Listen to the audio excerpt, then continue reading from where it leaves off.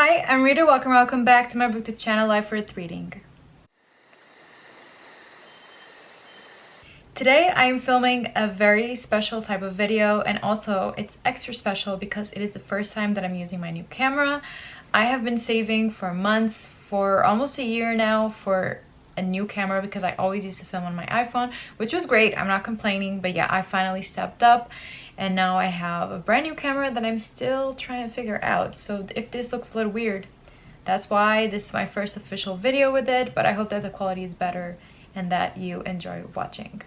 So today I am doing book recommendations, but in a special type of way, because if you already know, I do TBRs monthly and I do them using my tarot deck. That is the Mystic Mondays deck, and I love my tarot cards. I am obsessed with them, and so I thought, why not use my cards to give you some book recommendations.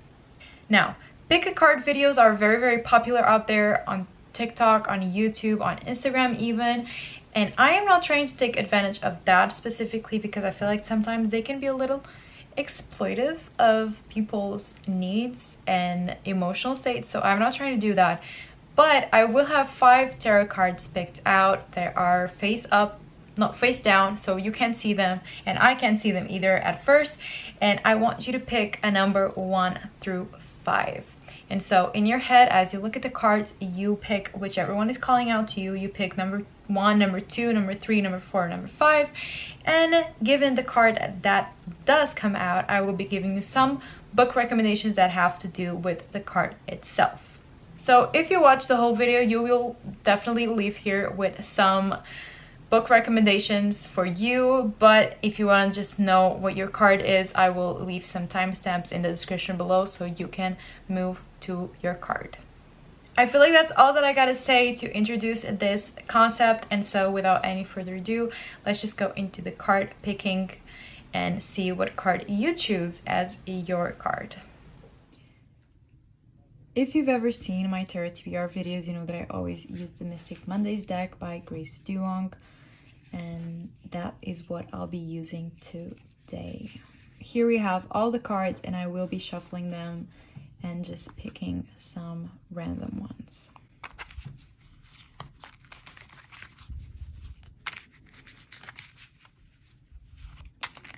And as I do so, I want you to think about a number from 1 to 5. I will be putting 5 cards on the table, and you will pick one, and whichever number you pick, you will get a correspondent book recommendation.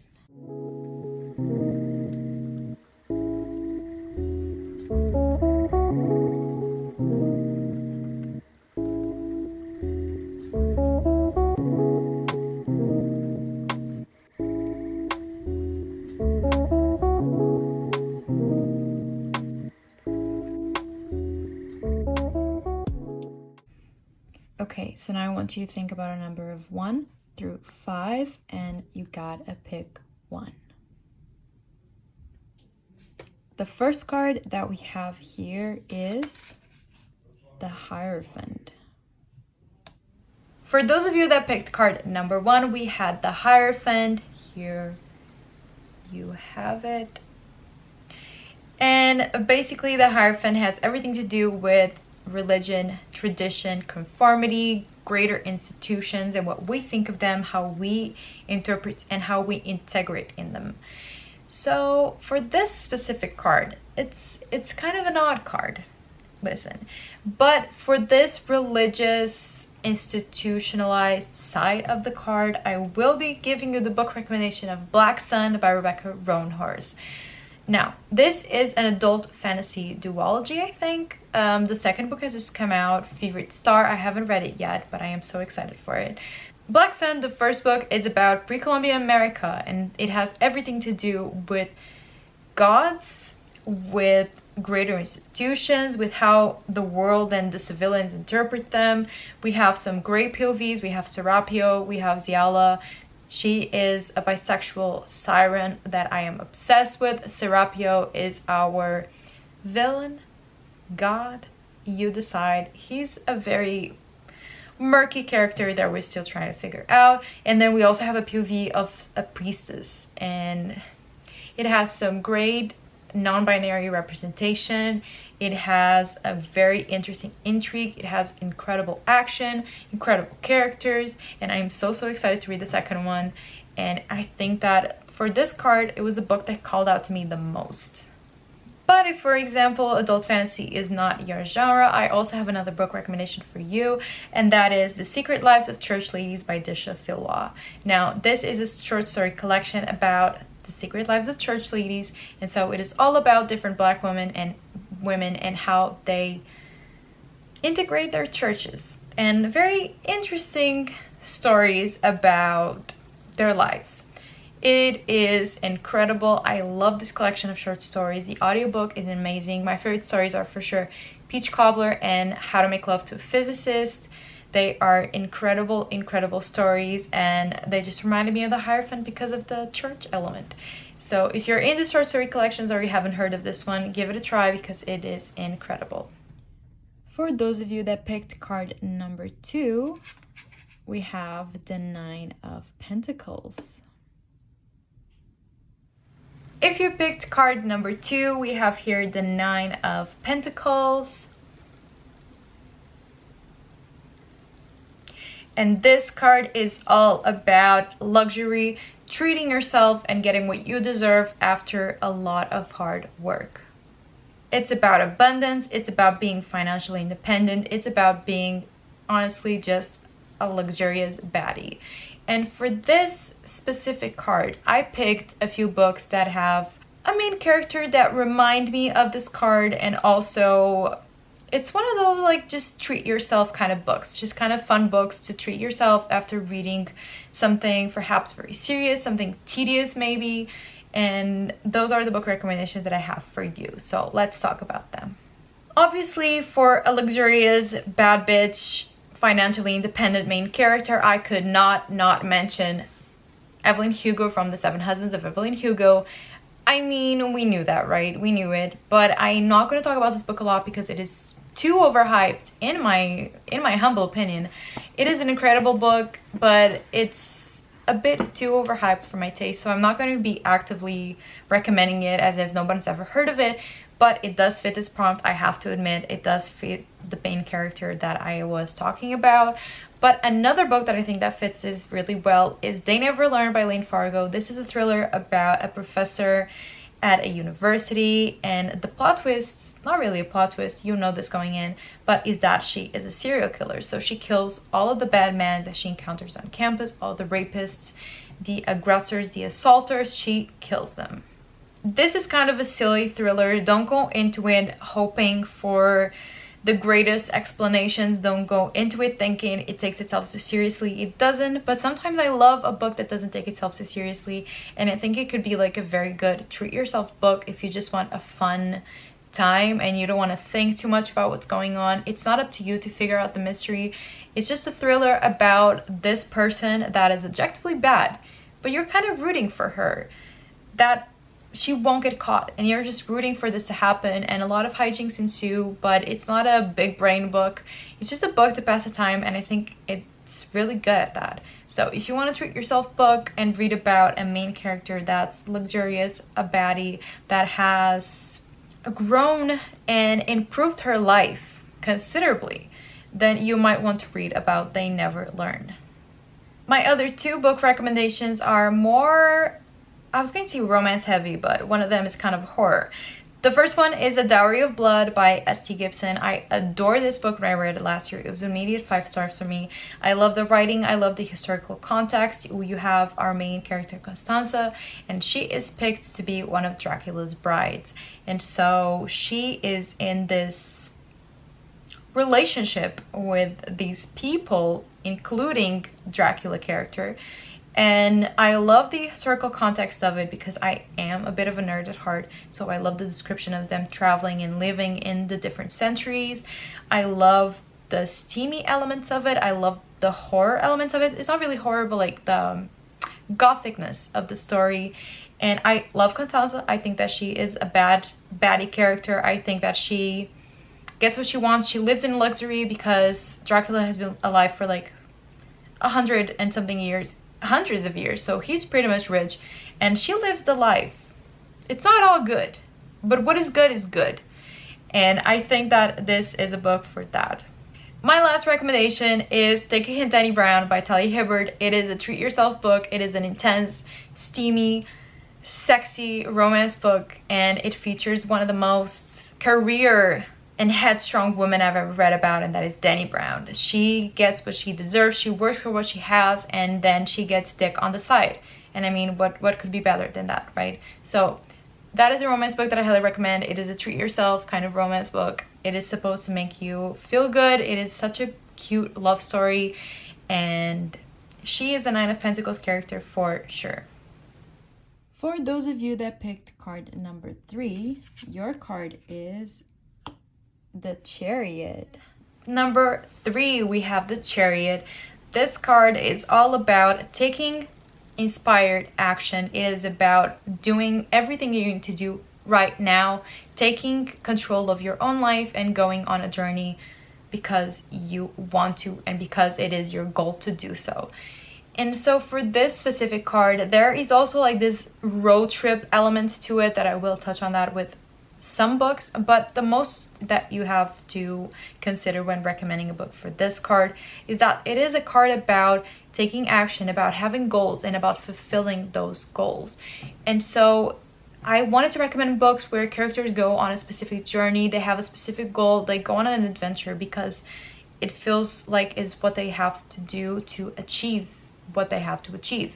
And so for this card, I recommend, firstly, Radio Silence by Alice Oseman. I don't have my copy with me right now, but I absolutely adored this book. I'm going to disappoint a lot of people here. That's the only book by Alice Oseman that I've ever read, which means that I haven't read the Heartstoppers. I haven't seen Heartstopper either. I haven't read the comic books, okay? Don't kill me. I'll get to it eventually. But Radio Silence really surprised me because I am not a YA contemporary girly at all, and these 2 books that I will recommend are YA contemporary that really surprised me, like on a positive note. And so for this card, I am recommending Radio Silence because this is a story about our main characters, Francis and Alad, whatever you want to call him. And it's about them finishing secondary school because it's in the UK, so them in their last year of high school, figuring their life out, figuring out what to do for university. It's a story about friendship. It's a story about taking action in the right timing, about going on a journey to find yourself. And I really love this book. I love this positive spin on platonic friendships. I love the writing style of it. It really hit a spot that I didn't know was possible to hit with YA contemporary, and so I highly recommend it if you haven't read any Alice Oseman, if you're looking for a book that will fill this prompt, Radio Silence is it. My other YA contemporary to recommend for this card is Starfish by Cami Dawn Bowman. Now, I really enjoyed this book. I didn't know that was possible either. Like I've said, I'm not a YA contemporary girly, so when they surprise me, they really do. This story is about our main character, Kiko. She is a biracial, half Japanese girl, and she is struggling because her parents got divorced. Her dad was and she now lives with her mother that does not pay any attention to her. There's a lot of negligence going on, I would say, and especially like emotional abuse. Her mother is very hard on her, and she feels like she has lost touch with her Asian heritage, her Japanese heritage. And so there is a big element of a road trip because when she doesn't get into her dream school, she goes all the way to California on a road trip with an old friend of hers in order to really discover herself and go into another university. And so it does have the physical element of a road trip, of using a chariot to get where you want, but it's also about a spiritual journey, like I mentioned with Radio Silence. It's a journey to find yourself, to decide what you want, and to take action to get the life that you want to have. For the ones who picked number 4 as your answer, your card is the 8 of Cups. We have the 8 of Cups. Now, the 8 of Cups, it's kind of a sad card. It has everything to do with disappointment, with things not working out the way you want them to. But instead of just focusing on the negative, it's about restarting and going to look after what is missing and what you consider to be missing in your life, instead of looking at what you don't have left. It's about looking at what you do have left and making something with it. And so I wanted to recommend a few, not just sad books, but books that have a lot to do with this concept of disappointment, of losing things, of having to restart somewhere. And so I wanted to recommend first and foremost Memory Police by Yoko Ogawa, because this book is specifically about a Japanese village in which memories are fading, and so the residents of this island and this village just simply lose their memories of certain objects, and those objects do go missing afterwards. And so there is a sense of loss and there is a sense of rediscovery, because every single day things go missing and they lose their memories of it. And so it's a very dreamy like story about losing memories, about losing that tie with certain objects, and then having to restart and rediscover those memories and those objects elsewhere. And so I think that this really does fit the Eight of Cups theme. And so I think that this is a really great book to recommend for that. It's very beautifully written. A lot of people don't like the openness of this book and the open ending, but it really did work for me. I cannot complain. Next up to recommend in the same spectrum, I also have The Deep by River Solomon. This is a novella about kind of sirens, about mermaids, but the twist is that they are the children of slaves that were thrown overboard from slave ships. And so there is a big element of memories as well. There's a big element of remembering where you come from, and also of intergenerational trauma, of forgetting those things in order to ease the intergenerational trauma and the pain that comes with those memories. But it has a lot to do with this Eight of Cups concept of memories, of tragedy, of disappointment, and then having to restart and rediscover what is left, and having to restart with what is left. It's a beautiful book. I haven't read anything else by River Solomon, but I think that they are a great author, and that is a novella that I think is very much worth checking out. And finally, for this prompt as well, I also have Queenie by Kinscard William. This is more of a contemporary. It has less to do with the speculativeness of the Memory Police and the Deep, but this is all about Queenie, our main character, and she has just recently lost it all. She has lost her boyfriend, her longtime boyfriend, and she is losing herself. And this will be one of those books that is a bit infuriating to read about, because Queenie does make a lot of bad decisions in her journey towards finding herself again. So it will be kind of an infuriating book to read, but I really connected with Queenie. I wanted all that's best for her, and so I think that this has a lot to do with that theme of losing everything and then having to restart elsewhere. And finally, for anyone that has chosen card number 5, this one right here, it is the Magician.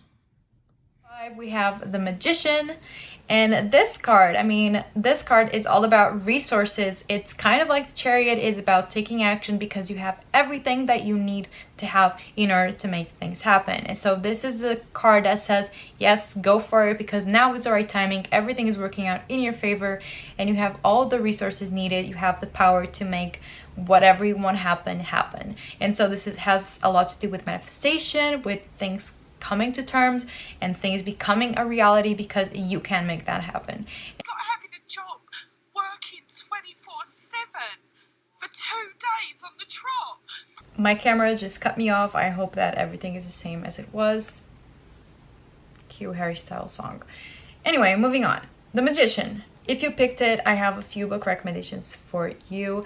Like I said, this book is all about manifestation, about taking control, taking power, and doing whatever you feel like doing.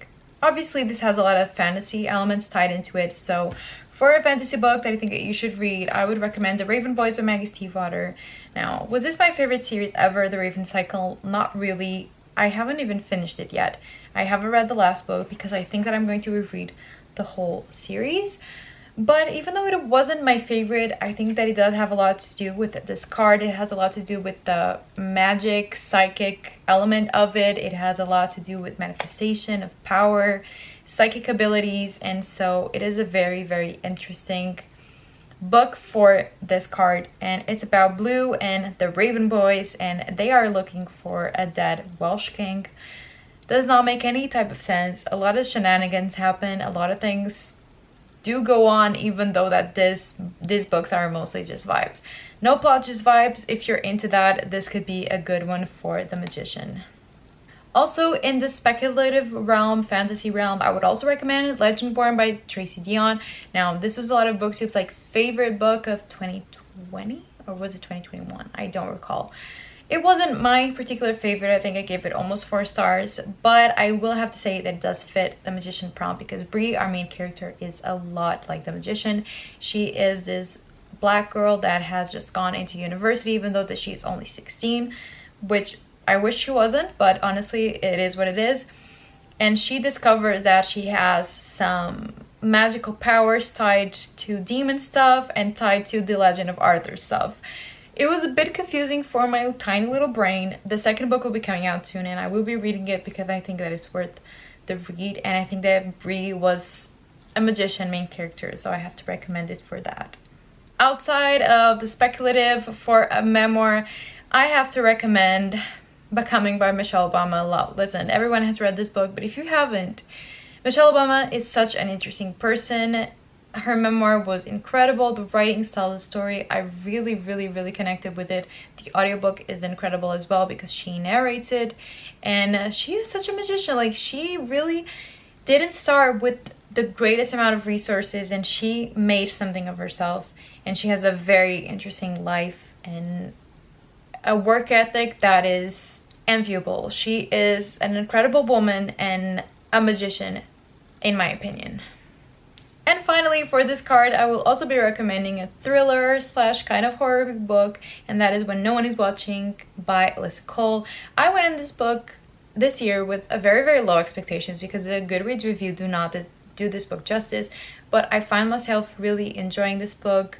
The main character, Sydney, she is a very strong woman that also doesn't have the most resources, but she gets out there and she gets shit done. That's all that I gotta say. She does get shit done. And so I really enjoyed her character. The other POV, I never remember his name. It's just some dude. I didn't really love it. But the whole story for me was so worth it. In terms of a thriller, I thought it was very thrilling.